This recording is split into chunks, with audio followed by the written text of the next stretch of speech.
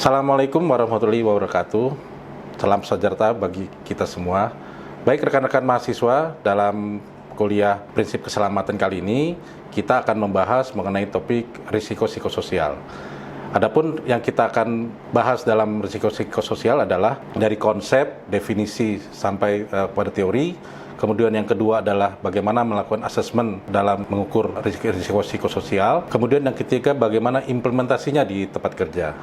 Sebelum kita membahas tentang risiko psikososial itu sendiri, maka satu hal yang kita harus bahas mengenai konsep bahaya dalam K3. Seperti kita ketahui bahwa bahaya itu dapat kita lihat berdasarkan fisiknya, kemudian aja bicara bahaya yang bersifat fisik, biologi, kimia, dan sebagainya. Di samping itu, salah satu bahaya yang juga kita akan bahas di sini adalah bahaya psikososial. Dimana kalau kita melihat definisi dari bahaya psikososial itu apa, seperti apa, ini ada beberapa dari HASPA, dari beberapa ahli yang menyatakan bahwa definisi dari risiko sosial adalah respon non-spesifik dari tubuh untuk setiap tuntutan atau perubahan yang ada di sekitar diri dia. HASPA lebih clear lagi menjelaskan risiko sosial adalah ada interaksi antara individu, kemudian pekerjaan, dan lingkungan sosial di sekitar lingkungan kerja itu.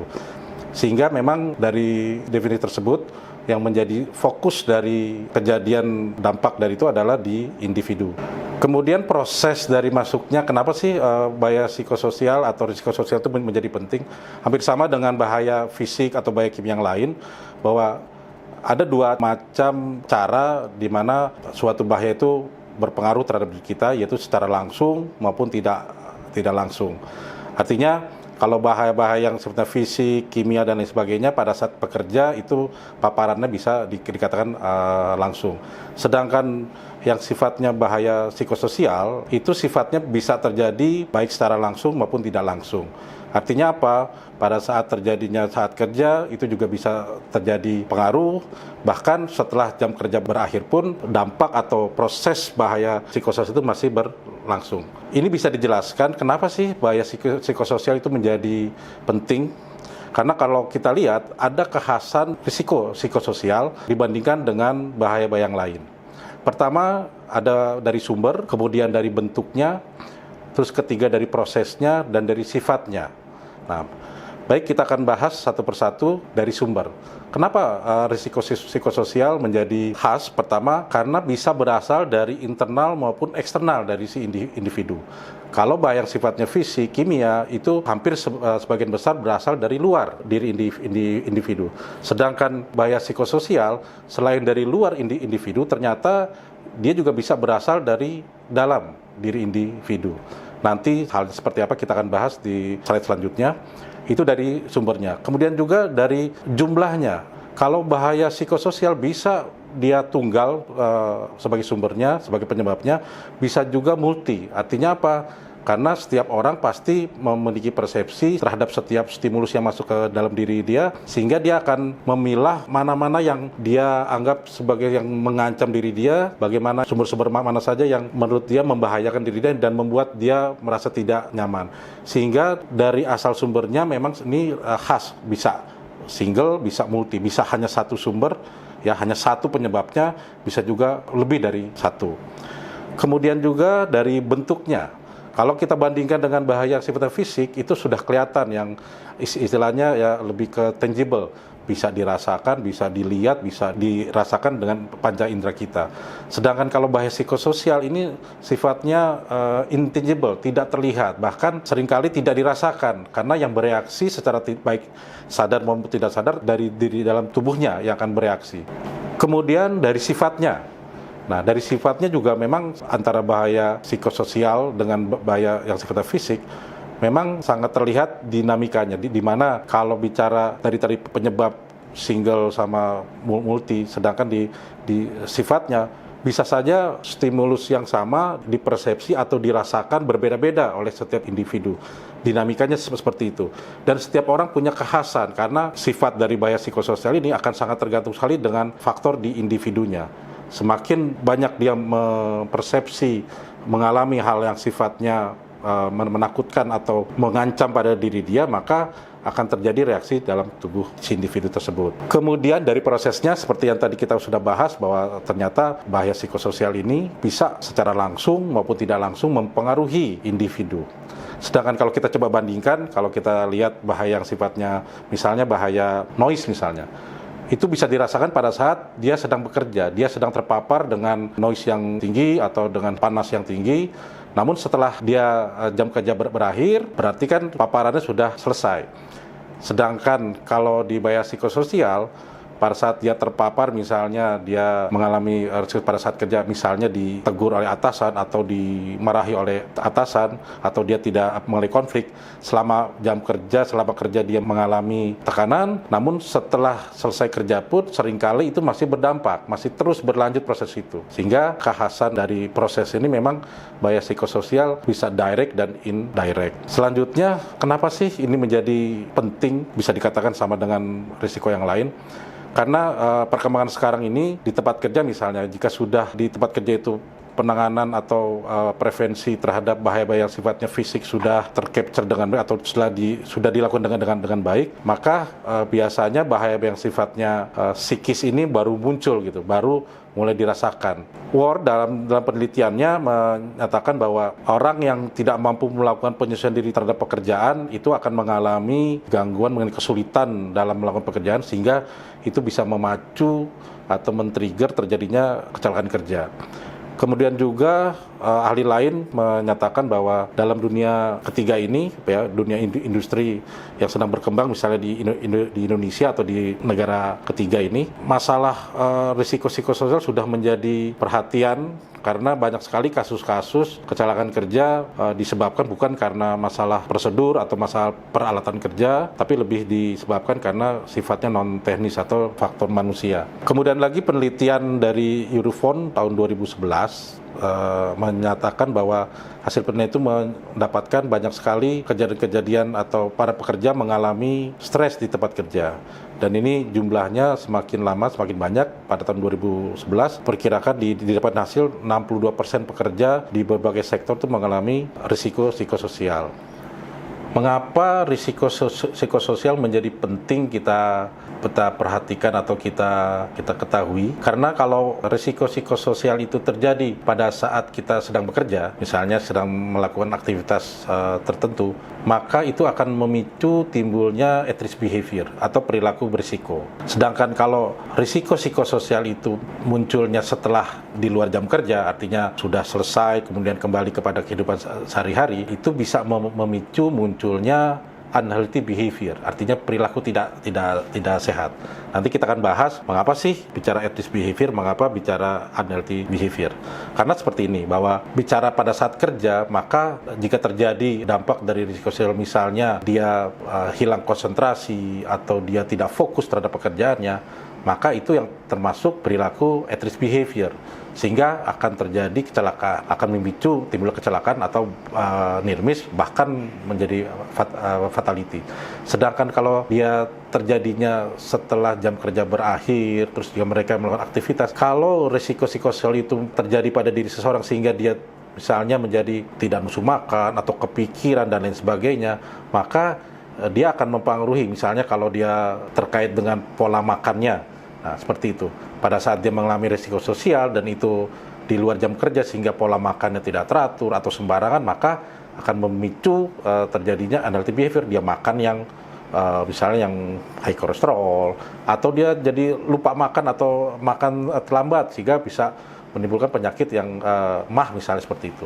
Nah, perilaku-perilaku itu yang sebetulnya menjadi penyebab dari dampak risiko sosial itu menjadi lebih parah seperti itu.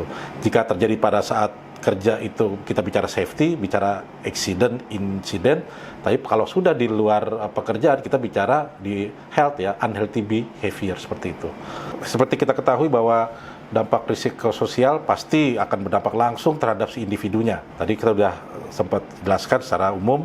Nah, sekarang dampak individu seperti apa sih? Yang pasti tadi bahwa dampak terhadap individu bisa bicara yang terkait dengan masalah penyakit tidak terkait dengan pekerjaan, misalnya diabetes, terus penyakit kolesterol, jantung, ya, darah tinggi dan sebagainya. Itu yang memang menjadi bisa pemicu. Artinya dengan kondisi dia mengalami risiko psikososial, mengalami istilahnya stres misalnya, sehingga dia pola makannya tidak teratur dan lain sebagainya atau tidak terkontrol, itu bisa memicu. Apalagi dia memiliki bakat secara genetik terhadap penyakit yang sifatnya genetik tadi, ya, dari mulai diabetes dan sebagainya. Kemudian dampak secara organisasi seperti apa sih? Yang pasti secara organisasi kita bisa lihat dari tingkat turnover yang tinggi biasanya, seperti itu. Tingkat turnover tinggi, keluar masuk pegawai baru, keluar lagi, atau menjadi tidak betah misalnya seperti itu. Selain itu bisa dilihat dari absenteeism, banyak yang nggak masuk, dan lain sebagainya. Nah itu yang secara umum kalau bicara organisasi pasti nanti terkait dengan masalah produktivitas, kinerja, pencapaian target, seperti itu. Nah itu yang memang menjadi dampak-dampak yang langsung bisa dirasakan oleh si individu maupun secara organisasi. Kali ini kita coba akan membahas mengenai teori dari risiko psikososial. Yang pertama akan saya sampaikan di sini adalah teori engineering approach. Ya, di mana teori ini secara umum menyatakan bahwa risiko psikososial itu berasal dari stimulus atau karakteristik dari lingkungan kerja dari luar.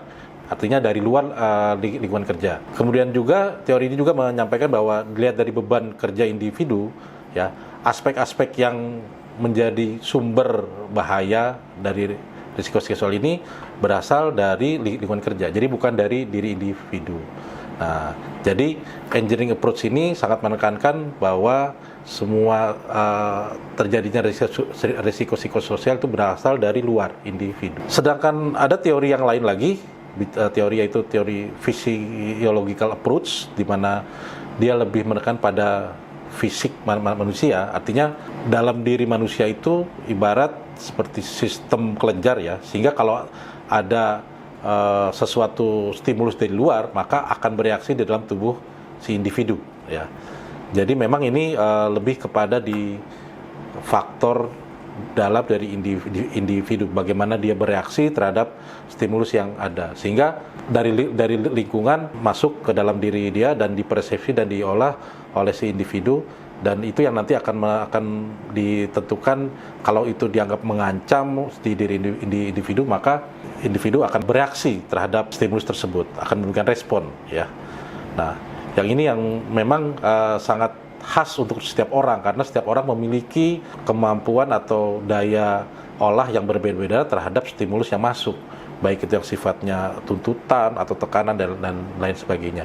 Sehingga di sini memang sangat sekali tergantung dengan individualnya. Jadi ada individu different itu sangat mempengaruhi reaksinya pada akhirnya. Kemudian ada teori ketiga yaitu psychological approach, di mana ini menggabungkan dari dua teori engineering dan physiological, di mana yang risiko sosial itu terjadi merupakan hasil interaksi antara dari faktor yang berasal dari luar maupun dari diri individu, sehingga ini bisa lebih menjelaskan dari kenapa seseorang itu ada yang merasa mengalami secara berat, ada yang ringan dengan stimulus yang sama dari luar, karena memang di sini sudah ada interaksi antara individu yang berasal dari diri internal individu maupun dari luar individu.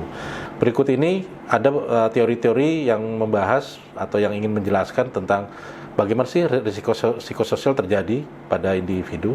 Yang pertama adalah action theory. Teori ini lebih secara umum menjelaskan bahwa setiap individu melakukan sesuatu itu pasti ada tujuannya.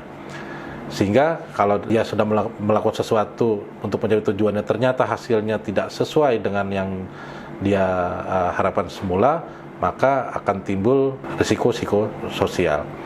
Ya, seperti itu. Jadi kalau ada setiap orang pasti ada tujuannya. Kemudian yang kedua, teori tentang socio-technical approach, di mana teori ini melihat individu dalam struktur organisasi, yang masing-masing struktur itu memiliki tugas dan fungsinya. Maka setiap individu yang berada pada fungsi organisasi itu memiliki tugas, fungsi, tanggung jawab, tuntutan apa yang dia harus lakukan. Sehingga kalau dia mengalami tidak memenuhi ya sesuai dengan yang sudah ditetapkan sebagai fungsi dan perannya, maka akan timbul risiko psikososial. Kemudian yang ketiga, teori tentang job characteristic model. Teori ini memang secara umum menekankan bahwa setiap pekerjaan memiliki persyaratan atau karakteristik yang harus dipenuhi pada setiap pekerja yang mengisi pekerjaan itu. Sehingga kalau pekerja itu tidak memenuhi sesuai dengan yang karakteristik yang ada di pekerjaan itu, maka dia akan mengalami dampak dari risiko psikososial, yaitu mengalami ketegangan, mengalami ketidaknyamanan seperti itu. Teori yang keempat adalah mengenai teori job demand control, ya.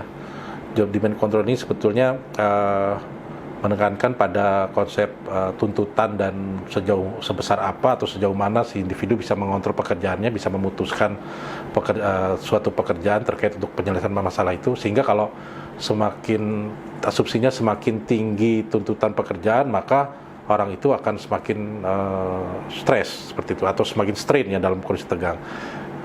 Semakin dia punya kewenangan untuk bisa mengontrol suatu pekerjaan, maka dia akan semakin stresnya atau tegangannya atau ketegangan akan semakin rendah. Nah, jadi memang dengan kombinasi job demand control itu akan ada diagram 4 kotak jenis pekerjaan ya, dilihat dari kalau kontrolnya tinggi kemudian demand-nya tinggi, itu biasanya bersifat pekerjaan yang aktif job seperti itu. Nah, ada juga tipe pekerjaan yang demand-nya tinggi tapi kontrolnya rendah, itu bisa dibilang strain job, pekerjaan yang penuh dengan ketegangan karena tuntutan tinggi tapi dia tidak bisa memutuskan. Tapi ada juga pekerjaan yang kontrolnya tinggi, demand-nya rendah. Ya, itu bisa dibilang itu istilahnya passive job, ya. Karena lebih di low strain ya. Tuntutannya rendah, artinya karena dia punya kemampuan tinggi dalam mengontrol pekerjaan itu, namun tuntutannya sangat rendah sehingga bisa dikategorikan pekerjaan yang low strain. Ya. Namun kalau tuntutan rendah kemudian juga kontrolnya rendah, itu kategori passive job. Artinya memang jenis-jenis pekerjaan itu akan sangat berpengaruh terhadap itu. Kalau contoh-contoh dari kotak-kotak itu yang paling mudah yang pasif job itu yang tuntutannya rendah terus kontrolnya rendah, ya sebagai contoh misalnya pekerjaan yang sifatnya teknis sekali, misalnya cleaning service dan lain sebagainya. Nah, namun kalau untuk yang tadi kotak yang kontrolnya tinggi itunya rendah, itu pekerjaan yang dia punya kemampuannya besar namun tuntutnya rendah. Kalau dalam suatu organisasi mungkin ini menjadi harus digeser ke yang aktif job seperti itu ya. Nah, itu mungkin nanti kekhasan atau dinamika dari masing-masing kotak itu bisa Anda perdalam lagi nanti. Kemudian teori yang kelima bicara tentang person environment fit model. Nah, mungkin ini teori yang sering digunakan di ergonomi karena ini terkait dengan kesiapan atau bagaimana sih interaksi antara person sama lingkungan kerja yang terjadi sehingga bisa optimal kerjanya. Artinya selain orangnya harus fit, lingkungannya juga harus fit, sehingga kalau dua-duanya salah satu ada yang tidak fit, maka akan menimbulkan permasalahan terkait dengan risiko psikososial. Artinya bisa saja memang orangnya fit, tempatnya tidak fit, atau orangnya tidak fit, tempatnya fit. Itu bisa menimbulkan masalah. Yang ideal adalah orangnya fit, tempatnya fit. Sehingga kalau ada lingkungannya tidak fit, lingkungannya fit tapi orangnya tidak fit, maka yang harus di-adjust adalah si individunya, si pekerjanya ya, seperti itu. Ini secara umum teori person environment itu seperti itu, mensyaratkan ada dua hal ya, person dan environment-nya atau lingkungan kerjanya harus fit. Mungkin itu pertemuan kita kali ini ya, kita sudah bahas dari mulai definisi, kemudian teori, sehingga yang sampai kita nanti masuk ke sesi berikutnya bagaimana kita melakukan assessment seperti itu. Ya, ini baru pertemuan yang pertama ya. Mudah-mudahan bisa dipahami, bisa dipelajari lebih lanjut. Jika ada hal-hal yang masih perlu disampaikan. Demikian dari saya untuk sesi kali ini. Assalamualaikum warahmatullahi wabarakatuh.